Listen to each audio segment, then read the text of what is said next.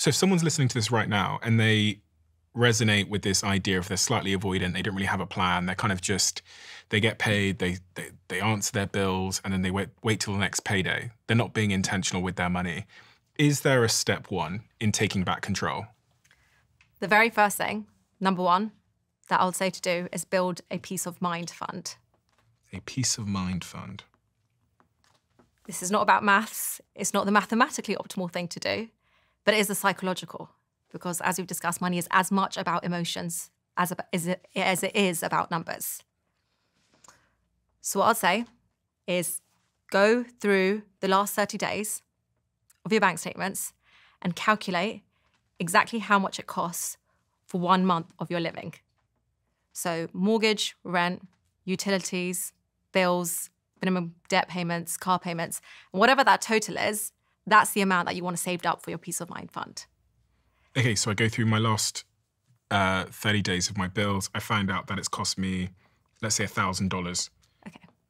That's 1 month of your core living expenses. Yeah. So I need to save $1,000. You don't need to invest it. You don't need to save it. You don't need to, it's not for a holiday. The reason why you want to save this is because when life does what it does best, which is throw curveballs, you want to make sure that you have it handled. If a boiler breaks, your car dies on a Monday morning, the last thing you want on top of the stress of dealing with that thing is the financial stress of how you're going to pay for it. That's what this thing covers. It tells you, I've got peace of mind. Whatever life throws at me, I can handle it. And saving that 1 month of living costs puts you ahead of 59% of Americans and 30% of people living in the UK.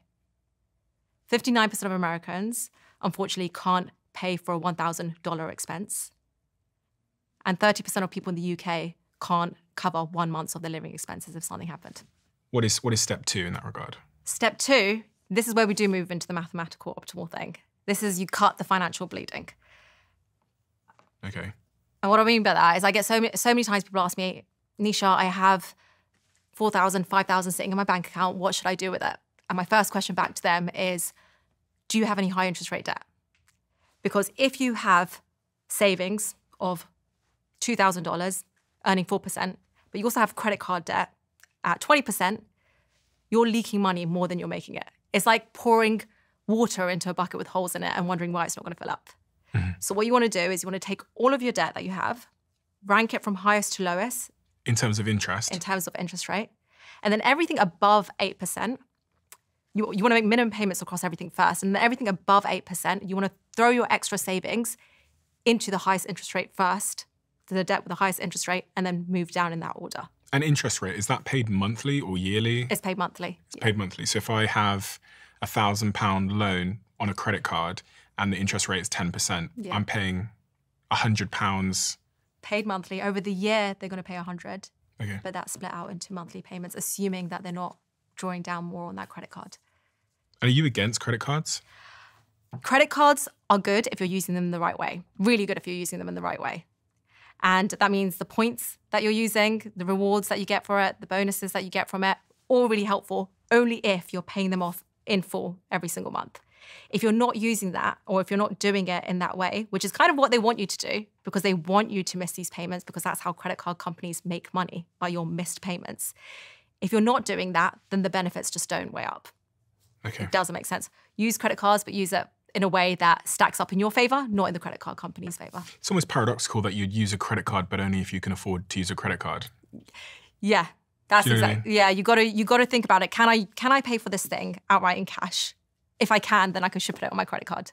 And that's the anomaly is property, if you're using it to make money, healthcare, education, but for anything else, unless it's making you money, that's the way you want to think about it, because it does encourage extra spending otherwise.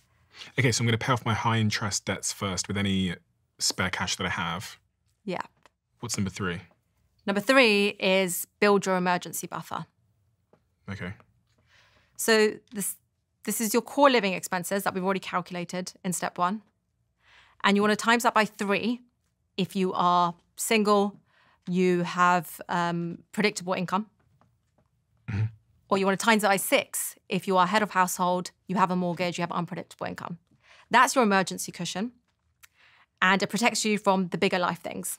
It's the third thing you want to do. It protects you if you lose your job, if you have a health scare, if there are dependents that you need to care for. This kind of buys you that time.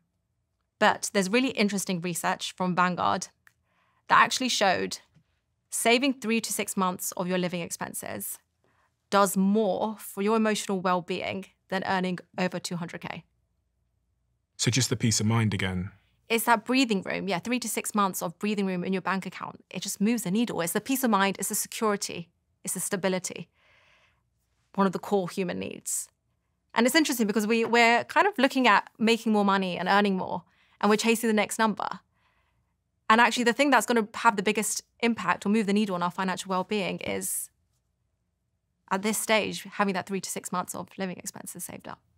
It's all relative, right? At the end of the day. So it's incredibly stressful, and I've been there when you don't know if you can pay this month's rent, if you don't know if you can feed yourself, but also the sort of back of the mind knowledge that if something were to happen, you'd be screwed. It's an incredibly stressful way to live. And you might not even realize the stress consciously, but you might just feel it. It might just be an angst in your life. Yeah, and this applies at any income level, even people earning 6 figures who are living paycheck to paycheck, who don't have that emergency buffer in place. They have that anxiety. And also that same report showed that having that 3 to 6 months with the people that they surveyed, their productivity at work was better just from knowing that they didn't have that financial stress. I know millionaires, people that have a lot of money, that are in a similar position in the sense of they are stressed and anxious because their overheads are also in the millions every month, and there's a lot of money coming in, but there's a lot of money going out. So they're still sometimes just 1 or 2 months away from being at zero. Yeah. It's a different type of stress because their sort of subjective experience and lifestyle is better on a day-to-day. But it's interesting that it's really relative to your outgoings. Exactly. What's the fourth point then? So I've got have a peace of mind fund, which is 1 month's expenses. Number 2 is pay off high interest rate debt. Number 3 is build an emergency fund, which is 3 times your monthly expenses if you're single and 6 times if you're in a relationship and there's people depending on you. Yeah. Most people actually stay here. Okay. A lot of people just save. And I just want to, before we move on to step 4, I want to say that if you're saving, you only want to save for one of 2 things. The emergency fund and the peace of mind fund that we spoke about. And the second thing is for any goals that you have in the next 5 years, whether that's a house deposit, car deposit. Other than that, you don't want to be saving that money. It's going to be, the value is going to be eaten away quicker with inflation if you're just keeping it saved in a bank account. So that's when you want to move on to step 4, and that is investing. Okay, so you don't want to save, you don't want to oversave. You don't want to oversave. Know when to stop saving and start investing. And when does one start investing and stop saving? After they've saved 3 to 6 months of their living expenses. Okay. That's the third step. At that point, once they've done step 1 to 3, this is the point. And the reason why I say this, Stephen, is because if you start investing before you've got from steps 1 to 3, and you don't have your savings set aside, and the market goes down, and you have an emergency, you're going to have to pull that money out at a loss. Yeah. Or you're going to have to go into debt, which is why that was step 2, cut the financial bleeding. So it's really important to have steps 1 to 3 done before you even think about investing. Okay. Those 3 to 6 months is your core living expenses. So it's, forget all your spending on the things that you love or the things that might make life good. It's just the things that you need to absolutely survive. Because if you do lose your job, you're not going to be out partying and spending loads of money. You're going to think, okay, how do I pay my bills for the next 3 months? How do I survive for the next month? That's the thing that's going to cover that off. Okay, right. Yeah. So it's not like the season ticket at Manchester United or the Louis Vuitton jackets. No. It's just your heating, your bills, your food, Exactly. survival. Yeah. So number 4 is investing? Number 4 is investing. For a while, we've heard of the phrase save for retirement. Yeah. Saving for retirement. You cannot save your way to retirement. With the way cost of living is going, with the way inflation is going, with the price retirement is going to cost by the time you get there, saving is just not enough. You have to be investing your money. And there are 2 main ways that you can invest. But before I even say that, most people know that they should be investing, but they don't do it. They say, I'll do it tomorrow or next week or next year. Or when I'm rich. Or when I'm rich. And then by the time they do start, they've missed out on the most powerful lever that they had going for them, which is time. That is one of the most important things when it comes to investing. because of the way when you start investing with small recurring amounts, it just compounds over time. So early, often, when it comes to investing, there's 2 avenues to invest through. The first is through your employer-sponsored retirement account. And the second is through your own individual tax-advantaged account. What are those 2 things? The first is done through your employer. So what they do is they invest on behalf of you. In the UK, you're automatically enrolled into it.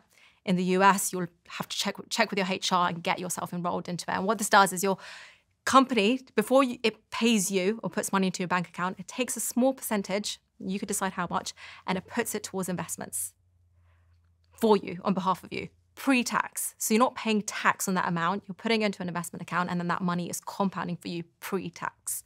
Do all employers do this? Most employers do it, not all employers do it.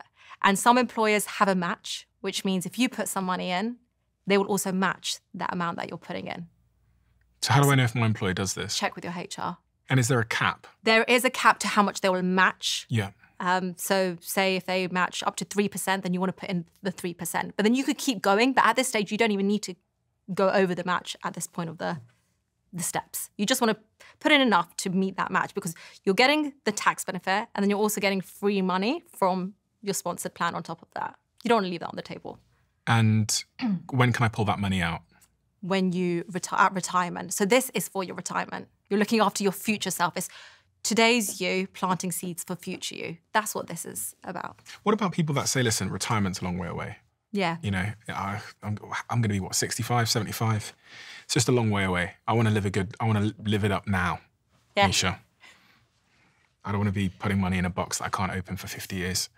And you want to spend the money now to live the good life. Yeah. The most important thing when it comes to money is understanding what you want and then making sure your money backs those decisions. And I say this because when I was in the graduate scheme, there were 2 very different people who worked in my team. And the first person who sat opposite me on the bank of seats in front of me, he used to come in his Ferrari. And he, on Monday morning, when we were talking about what we did over our weekend, what we did on the weekend, he would talk about the Michelin star restaurants he tried, the last minute trip to Italy, and his computer screen was the next car that he wanted. And on my left was Phil, who later became my mentor. And he came in with his packed lunch.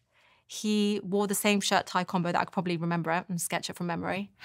And he had his holidays, he had his vacations, but he was a lot more selective about them. And I didn't see it at the time, but now it's so clear to me that they were chasing very different things. The person opposite me, he was chasing this good life, the stories, the status, the memories, and that was important to him, and he went for it. But Phil, and I visited him just before I came to LA, him, his wife, his 2 kids, dogs, in their countryside home, and he was enjoying the retired life. He was loving life. He bought what he wanted, which was early retirement, freedom, time, choice. Neither path is wrong, but both paths, both people required taking a series of trade-offs. Mm-hmm. Both had to make some sacrifices. And I think that's the thing that people miss. Sometimes it's so easy to say yes to the thing right in front of you because the benefit is there. The benefit is immediate. You don't realize what you're going to miss out on later on in life. So the guy that was sat opposite you with the Ferrari, what was the trade-offs he was making? He was probably going to end up working until he had retirement money to spend. He was going to spend his life at banking, but he was going to live it big, but he wouldn't have the freedom, the choice, the time, because his spending and his income matched each other. Mm-hmm. And so what I want to just say is, for anyone saying, oh, I just want to live it big, I want to enjoy the money, find out what is the thing that's most important to you and make sure your money choices stack that decision, because the wrong choice isn't choosing the wrong path. It's just not knowing that you even had a choice in this whole thing. Do you think the guy that sat opposite you with the Ferrari was in any way insecure? Was there an element of seeking validation? There might have been. Yeah, there might have been. That might have been what made him happy. But I think it's also not having the self-awareness to, if that made him happy, then by all means. But if it didn't make him happy, and a lot of people do this, me included, I've gone through this, I've done it. When you don't know what makes you happy, you end up just doing things that gets you that external validation. And for some people, it might mean, okay, you know what, I actually do enjoy this new car. It does bring me happiness. But for others, it might just be a facade. And later on in life, they just realize that actually no one really cared. The only person who cared was me. And although I did it for other people, it's now I realize that all the trade-offs I had to make as a result of it. Because happiness and external validation, they're like cousins. Yeah. But they're not the same guy. Do you know what I mean? They're kind of like of the same family, but one of them's the like dysfunctional sibling. But they kind of look the same, you know? You look at that guy in his Ferrari, you go, oh, he must be happy. And he comes in and he's probably got a smile on his face because he's talking about his Ferrari. Yeah. And that's what he's built himself on, I guess. But I don't know if that's happiness. You know, the guy without the Ferrari might be... I think universally, most people, what they want is the freedom and the choice and the time. I think more people are after that, and that can make more people happier than any status symbol. Because when you do end up going down the route of buying something to make you happy, you're on a hedonic treadmill. You're then buying the next thing and the next thing and the next thing. And you get those spikes of happiness. But there never is really long-lasting, fulfilling happiness. So investing strategy number 1 is asking your employer about their investment scheme? Finding out if your employer has, a retirement plan and making sure that you're invested into it enough to cover the match that they offer. What's strategy number 2? The strategy number 2 is your own individual tax-advantaged investment account. This is an ISA in the UK. And this is where you put your own money after tax into an investment account. And then the money grows over time tax-free. So when you pull it out at the end, you could, with the UK, you could pull it out in 5 years and 10 years, or in retirement, then you could withdraw that money tax-free.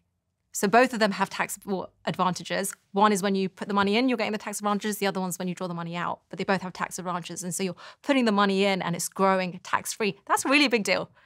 That's huge. That's money that's compounding for you and you're not paying tax on that. But there's a limit. There's a limit. Annually, it's $20,000. But in the UK and the US? It changes year on year. At the moment, I believe at $7,000. But with a quick Google search, you could stay on top of whatever the current limit is for the account or the taxable advantage account that you're investing in. So I get paid, I put it into in the UK, it's called an ISA. Yeah. And the limit is 20K. So if I put 20K in, let's say, if it goes to 100K because the investments go really well, is the whole 100K tax-free? Yeah, you're not paying capital gains tax. You're not paying dividends tax. So pretty much that's the first place everyone should really be investing if they want an alternative to investing in their pension. Yeah. That's the first thing you want to cap out because of the taxable benefits that come with it. Is it called a Roth IRA in the US? That's right. It says max contribution is $7,000 to $8,000 a year if you're 50 or older. Yeah, there's specific amounts depending on who you are. Where you are, yeah. Standard employee contribution limit of $23,000. Interesting. Whereas in UK, it's just a flat 20,000 is the current. And with my ISA, this tax-free ISA that everyone is eligible to invest in, do I then have to pick the things it invests in? Yes. Okay. This is the next. Oh, we could talk about this now, actually. Yeah. So when you are deciding what to invest in, this is with the employer-sponsored account, the employer-sponsored retirement account, you actually just choose what risk profile you have, and it will do that investing for you. So you'll say, I feel really risky, or I'm not very risky at all. Yeah. And it does it for you. And it will invest on behalf of you. Okay. And so most people don't even realize that they're investing, but they are investing through their company if they have that employer-sponsored plan.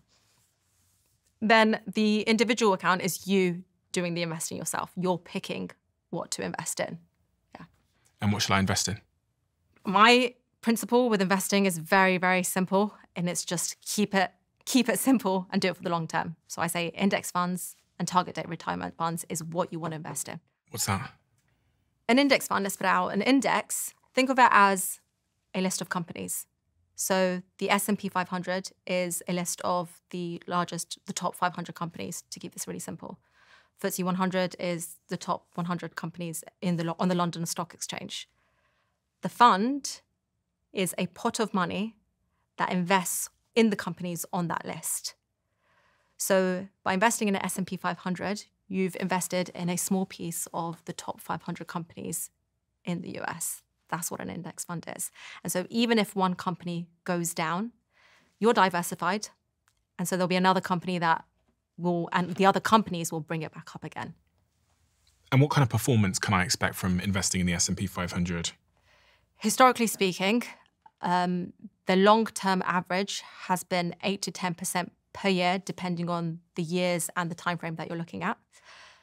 That is different to a one-year holding period. It could go up, it could go down, you just don't know. So the longer you invest for, the chances of you getting that 8 to 10% on average increase. Is 8 to 10% going to make me rich though, Nisha? How long are you doing it for? You tell me. If you have a lump sum amount that you're like, okay, you know what, I have 2,000 that I want to invest, what should I do with it? It's taking me 5 years to invest this.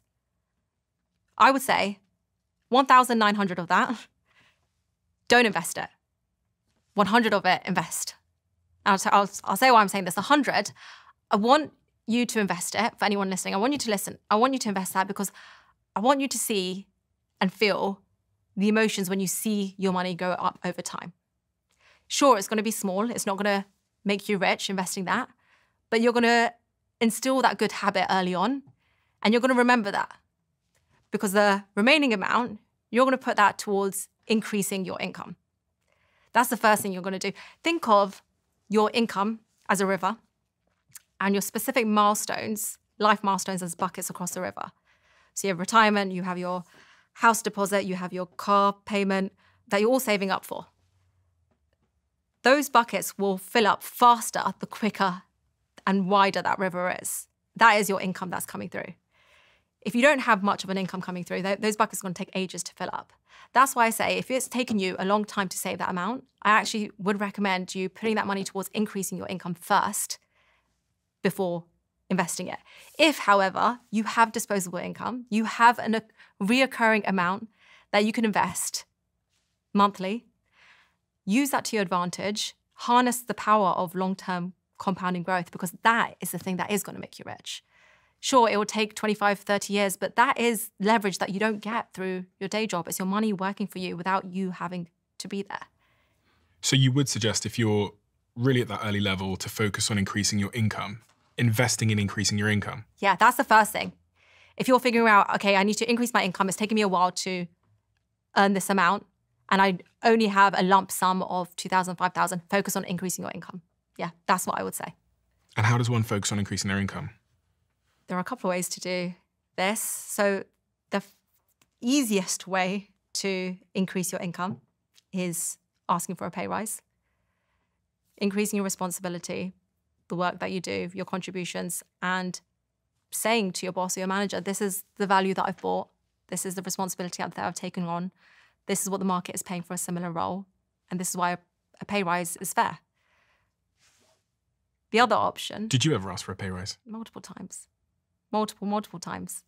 When you're in investment banking? Yeah. It's one of those things where if you don't ask, you don't get. Of course you'll get, but you sitting there and thinking the hard work is going to show without you asking for it, it's unlikely. You're going to have to build a case and say, okay, these are the things that I've done.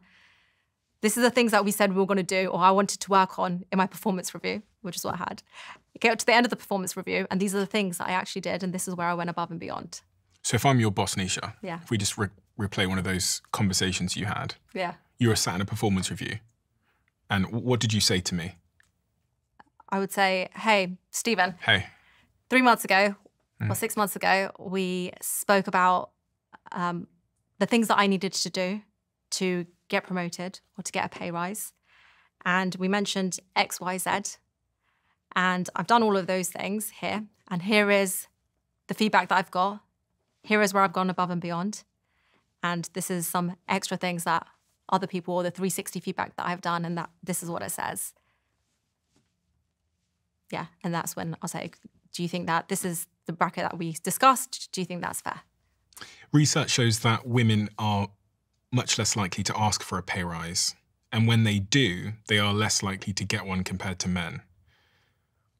Is that kind of what you found? Yeah, I've seen those facts, and I think it's really such a shame that when women ask for a pay rise, it may not be seen in the same way as when a male counterpart asks for the pay rise.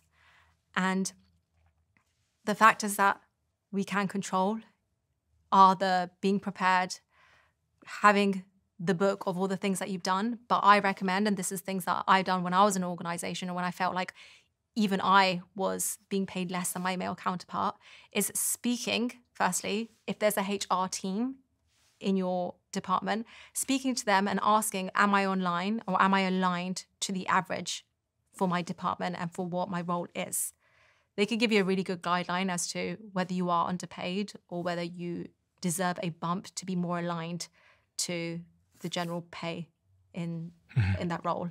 And the second thing is have an ally or have someone in your workplace that you'd always speak to, whether it's a mentor, whether it's a colleague, and it's worth always speaking to other people about money. It's such a taboo topic. Yeah. We hate it. We hate talking to someone else about their salary, what they're making. But the more financial transparency that we encourage, the more we can learn from each other. Yeah. Openly ask the person next to you, hey, this is what do you get paid? As hard as that is, open up that conversation. But the other way to increase your income is actually through switching jobs, switching companies. Because there's so much research that's been done.